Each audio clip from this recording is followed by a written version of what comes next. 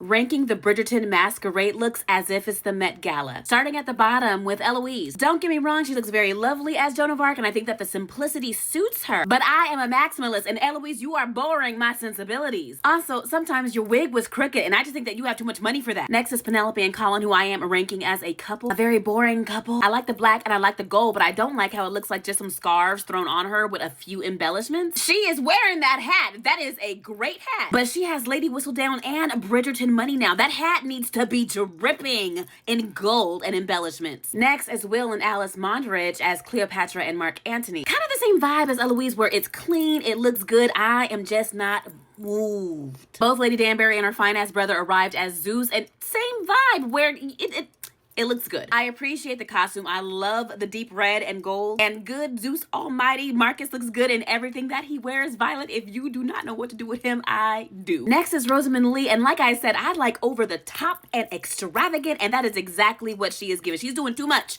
And I like that. The Marie Antoinette with the crystal harness. It's roses and bows and frills. It's so girly. Next is Posey, our sweet girl Posey, who I just want everything. She's so awkward. I love her. I want everything good for her this season. She's a mermaid and it is so pretty. I love how everything is kind of monochromatic, so you have to really look at the detail, but it's so much. It's so, again, so extra. Different from Rosamund Lee's, but I love this look as well. I love everything about Sophie's silver dress, and I just want to say I love having a silvery dress for Cinderella because to me it reminds me of the 1950 Disney Cinderella, where the dress was never blue like we've seen in modern marketing for like, you know, not modern, but it's been like decades. They made her blue. It was always a beautiful silvery gray dress, and I will die on that hill.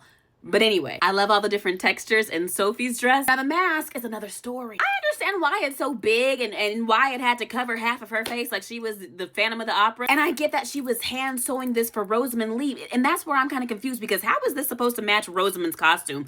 I don't see the vision. But the mask did what it was supposed to do because poor Benedict was looking for everybody in the tonics. Okay. But back to the dress and the crystal pumps that she stole from Lady Penwood, girl, yes. But my absolute favorite look goes to Violet Bridgerton. First of all, the color palette. I am a soft pastel lilac periwinkle girl. And iridescent details and sparkle.